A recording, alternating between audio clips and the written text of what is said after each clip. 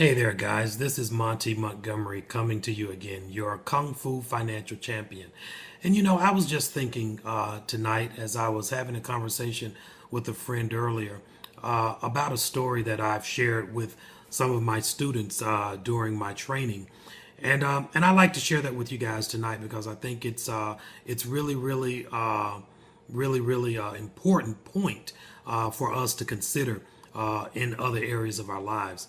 I remember when I first had an opportunity to become a student of Wing Chun. And I went to the school as a teenager.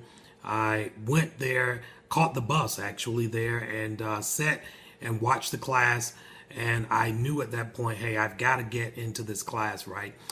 Bruce Lee was in fact my idol. He was, the model that I strove to be like when I was a youngster.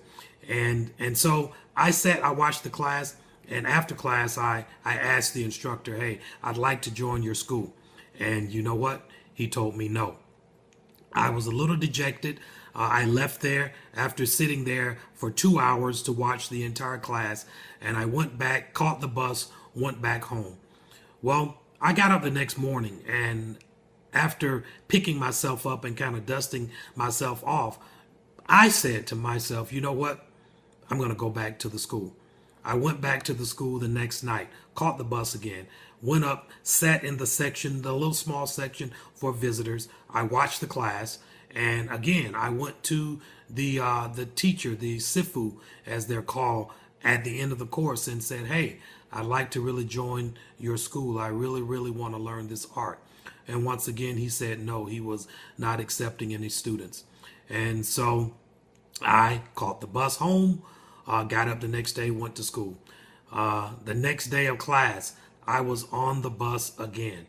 And for a period of 30 days, every day class day during the week, 5 days a week, I caught the bus to the school, and he said no.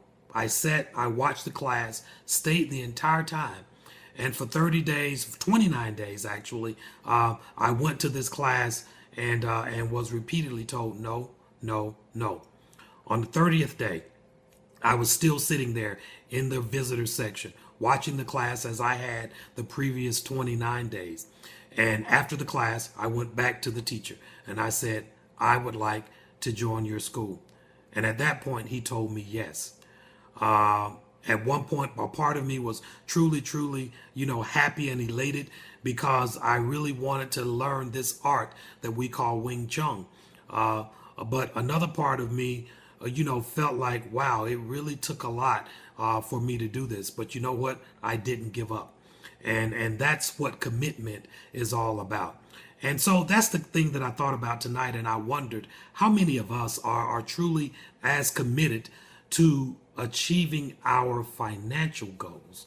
I don't know what your goals may be, but whatever that goal is that you set for yourself and or for your family, how many of us are willing to get up day in and day out, knowing that the first time, the second time, you're going to hit a brick wall and eventually essentially get nowhere? But how many of us are willing to get up again and to try over and over again? How many of us are willing to not be defeated because of whatever the obstacles or the circumstances that come to us, may be? How many of us are willing to try to overcome those obstacles? How many of us are willing to overcome the objections, to not take the objections as a real no? Because, in retrospect, the instructor wasn't really telling me no because he didn't want me to be a part of his class. What he was saying no to was whether or not I was really committed to do what it took to stick with the training so that I could become proficient. He wasn't just looking for another student. He was looking for a disciple, someone who was committed to the journey that it took to become successful in Wing Chun. And so that same thought, that same principle applies in our financial journeys. You know, we've got to be committed and willing to the journey. And whatever it takes, guys, whatever it means for us to attain that goal, it might mean overcoming your own quitting clock, so to speak. It might mean that you have to overcome someone else's perception of your sincerity about achieving your goals.